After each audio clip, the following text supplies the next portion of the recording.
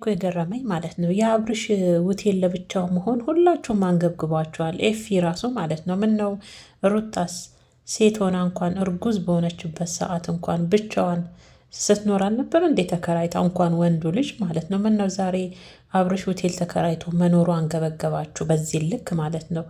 ሁላችሁም የአብርሽ ውጭ ሆኖ ሆቴል ተከራይቶ መኖር በጣም ነው ያንገበገባችሁ ሳያችሁ ማለት ነው።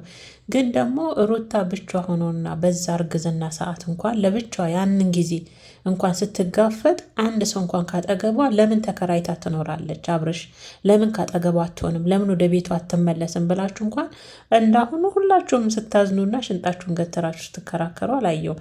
ሲቀጥል ደግሞ አብርሽ ወንድ ነው። ምን ይሆናል? በቃ አብሬው መኖር አልፈልግም፣ ከሱ ጋር አንድ ቤት መኖር አልፈልግም። እንደ ልቡ እየመጣ ጠዋትም ቀንም መጥቶ በፈለገው ሰዓት ልጁን ማግኘትም ማየትም ከልጁ ጋር መዋልም መንከባከብም ይችላል። እኔና አብርሽ ግን አብቅተዋል፣ እኔና እሱ አንድ ቤት አንኖርም ብላለች። ሀሳቡንም እኮ ያመጣላት ራሱ አብርሽ ነው አደለ? ሩታ አደለችም።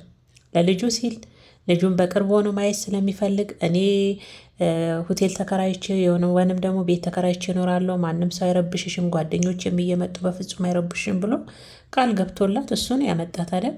እናንተ ታዲያ ምን ነው እነ የፊ ብዙዎቻችሁ ሳያችሁ የአብርሽ ሆቴል ተከራይቶ መኖር ይመስለኛል ለሆቴል የሚያወጣው ገንዘብ እያንገበገባችሁ ነው።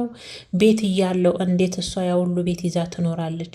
እንዴት ለሆቴል የሁሉ ብር እየወጣ ወንድሜ በዚህ ልክ የሁሉ ብር እየከፈለ ይኖራል የሚለው አንገብግቧችሁ ነው። እኔ አልገባኝም። የእውነቴን ነው የምላችሁና ኤፍሬምም ዛሬ መጥቶ እንግዲህ አንድ ክላስ ስጭው ልጃችሁን አብራችሁ አሳድጉ፣ እንዴት ሆቴል እየከፈለ ወንድሜ ይኖራል? በአንቺም በሱም ያው ብዙ ጥረናል፣ ሰው አትሰሙም። የራሳችሁን ስሜት ብቻ ነው አንቺም ወንድም የምታዳምጡት። ሩታ ብዙ ክላስ አለው፣ ክላስ ውስጥ አንድ ክላስ ስጭውና አብራችሁ ኑሩ። አብረን አንተኛም አንነካካም አንገናኝም ካላችሁ ያ መፍታችሁ ነው። ተከባብራችሁ እንደ ወንድም አንድ ቤት መኖር ትችላላችሁ። ግን ካልሆነ ግን ወንድሜ ሆቴል መቀመጥ የለበትም የሚል ሀሳብ ነበረ ዛሬ እንግዲህ ኤፊ ለሩታ መጥቶ ሲቆጣ የሚያየውት ማለት ነው። በነገራችን ላይ ሩታ እኮ አስገድደው አይደለም አብርሽ የወጣ አይደለም፣ ራሱ ቃል ገብቶላ ከቡታጀራ ለልጁ ሲል ቅርቦ ነው መንከባከብ ስለሚፈልግ ነው። እሱ ደግሞ እዛ ከውሽሚት ጋር እኮ እየተስማሙ ነው። እኔ ጋ ኖር ሴት ልጅ ወንድ ልጅ ካባረረች ይገርማል እያለች ነበር አቶ ወይዘሮ ሄርሜላቱ አልኩኝ። ስለዛ እሱ እዛም እያለ አይኑን ማየት አልፈልግም፣ አብሬ ከሱ ጋር መኖር አልፈልግም፣ ውስጤ አይፈቅድም። አሁን ልቤና አይምሮዬ አንድ አይነት ነገር ነው የሚለኝ አለች እኮ። በቃ ወስኛለሁ። እሱም የራሱን ህይወት እኔም የራሴን ህይወት መኖር አለብን። ተከራይቶ ደግሞ መኖር ይችላል።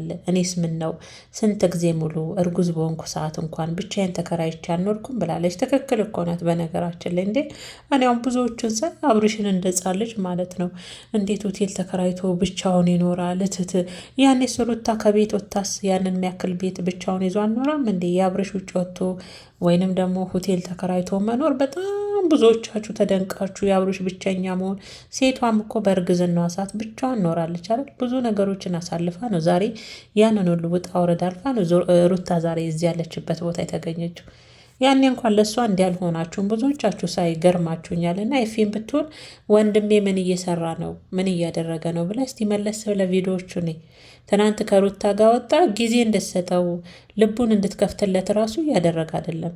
ሲቀጥል እሷ ጋር እንኳን ሲሄዱ እኮ ማትፈልጋቸውን በአይኗ እንኳን ልታያቸው ማትፈልጋቸውን ሰዎች ጋር አብሮ ነው አደ ቤት የሚመጣው። ለምሳሌ አቤልን ይዞ ነው ትናንትና ሄደው፣ ዛሬ ደግሞ ሄርሜላ ቤት ነው አደለ?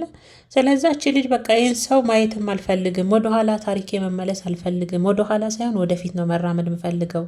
እሱም የራሱን ህይወት ይኖር፣ እኔም የራሴን ህይወት ኖራለሁ። እኔ እና እሱ በፍጹም አብረን መሆን አንችልም። አንድ ቤት ጭራሽ ካለች መብቷ ነው። በቃ ወዶና ፈቅዶ ነው አደል ያመጣት። እናንተ ታዲያ ምንድን ነው እንደ አዲስ እየመጣችሁ እንዴት ወንድሜ ብቻውን ሆቴል ይኖራል እየከፈለ እንዴት ብቻውን አንድ ክላስ ስጩ፣ ብዙ ክላስ አለው ልጁንም እያየ እዚህ ያሳድግ ምናምን ኤፊ ማለት ነው። በእስቲ ሰላም ስጧት። እስቲ ደግሞ ትንሽ ጊዜ ወደ ራሷ ተረጋግታ ልቧንም አይምሯንም ታዳምጠች። ልጅ እንዴ ጊዜ ያስፈልጋታል።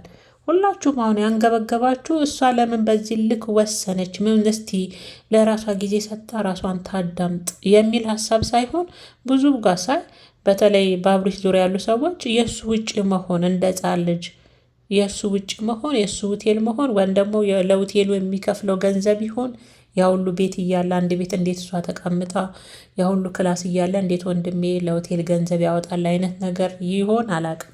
በዚህ ልንክ ያገበገባችሁ መቼም እሱ ይሆናል እንጂ ሩታም እኮ በሴትነቷ ያውም እርጉዝ ሆና ተከራይታ ኖራለች። ለእሷ ግን በዚህ ልክ በጊዜ ውስጥ ተንገበገቡ አላየንም። ያንን ሁሉ ጊዜ ስታሳልፍ አንድ ሰው እና ዛሬ ሁላችሁም ብርቅ አይሆንባችሁ። አብሮሽ ሆቴል ተከራይቶ መኖሩ ብርቅ አይደለም፣ የለመደው ነው። ሲጀመር ሆቴል አይደል እንደ በየቡታጀራው እየተከራየ የሚኖረው። ምን አዲስ ነገር አለ? አዲስ አበባ ሲመጣ ምንድን ነው አዲስ የሚሆንባችሁ? ሲቀጥል ደግሞ ከውሽሚት ጋርም ያው እየተስማሙ ነው አብረው ለመኖር፣ ምንም አዲስ ነገር የለም። ኤፊ ግን የአብርሽን ቪዲዮ ታያለ ከሆነ ሳታይ የሚገርመኝ ሩታ ከቤት ስታስወጣው የተለቀቀውን ቪዲዮ ብቻ እየመረጥክ ነው የምታየው። ወንድም የሚጎዳበትን ብቻ ቪዲዮዎች ነው የምታየው ነውስ? እች ልጅ ለምንድን ነው በዚህ ልክ እየቆረጠች ያለች? ወንድሜስ ምን እየሰራ ነው? እየተስተካከለው ነው ወይ? ወደ ራሱ እየተመለሰው የሚለው አይታየም አይደለም ይመስለኛል።